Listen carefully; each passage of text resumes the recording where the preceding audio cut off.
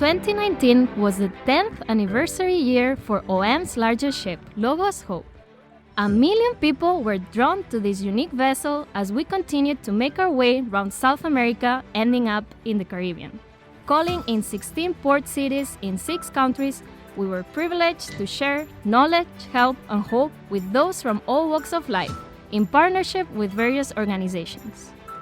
Our international crew members enjoyed integrating into the relational culture of South America, learning Spanish and Portuguese, sampling food and family hospitality, and using the continent's passion for football to connect through sports outreach. We made new friends as more than 1,500 volunteers from local churches worked alongside the ship's crew over the year, sharing their culture and love for their country, making every day special and each encounter personal for all who visited. Through their experience with us, many of these Latino believers now feel a deeper sense of calling to pray for, give to, or go into mission service. This is part of our shared vision with our OM colleagues on land, as well as the Comibam network of mission agencies.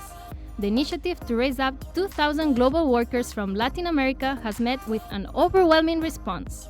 We give thanks that more than 13,000 people are interested in serving God overseas.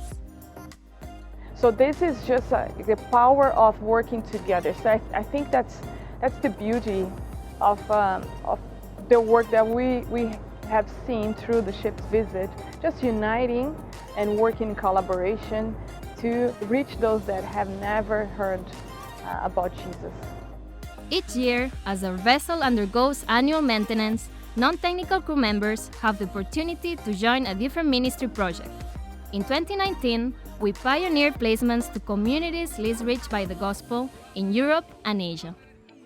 Some that have gone on teams around the world, some that have been in places exposed to communities and cities that have no known believers, informs their message now. And I think through that experience, they are much more clear on what the mission is and how they're able to communicate to the church of the great need in the world, and that we can't be okay with only doorstep mission, but we need to think beyond that. The ship's crew was embraced by our Latino brothers and sisters as we shared the reality, the urgency for more workers to share the good news in the darkest places. God put it on our hearts too. Highlight for me to see the cultural shift that happened on board the ship.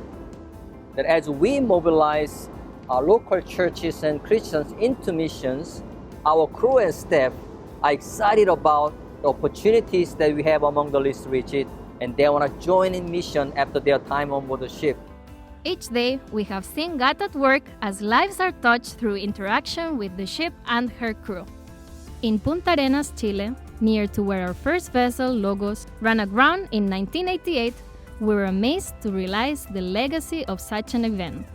From naval personnel who saw something different in the crew they rescued, to the kindness of strangers who cared for the volunteers left with nothing. Those bonds are still strong, and God is still speaking through that story. In Rosario, Argentina, thousands united in a citywide event to raise their voices and pray for those who have yet to hear the message of hope and forgiveness. On the ship, hard-hitting dramatizations of the persecution Christians are facing around the world move many to commit to daily prayer on their behalf, or mobilize more to play a more intentional part in the Great Commission. Latin American alumni who had served on each of OM's 4 vessels reunited in Buenos Aires, Argentina.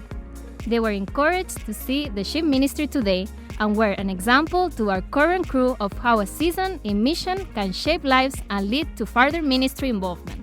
Ship teams had so many opportunities to share knowledge, help, and hope.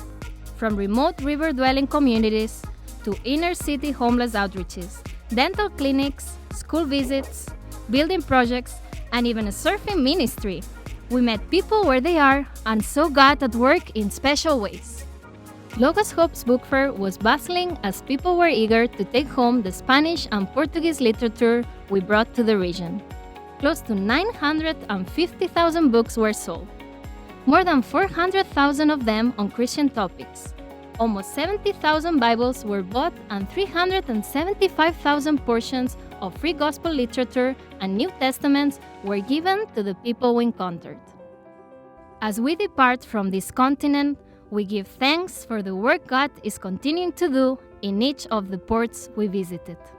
Next, Logo스호프 is calling in some Caribbean islands, following up on work started there in 2017 and encouraging our partners in mission mobilization.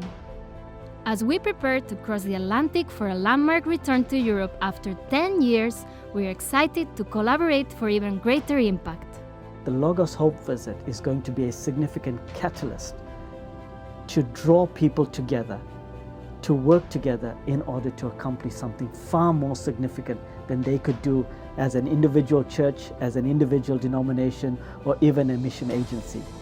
2020 will also mark the 50th anniversary of the ship ministry.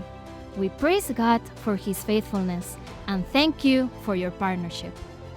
For the earth will be filled with the knowledge of the glory of the Lord as the waters cover the sea.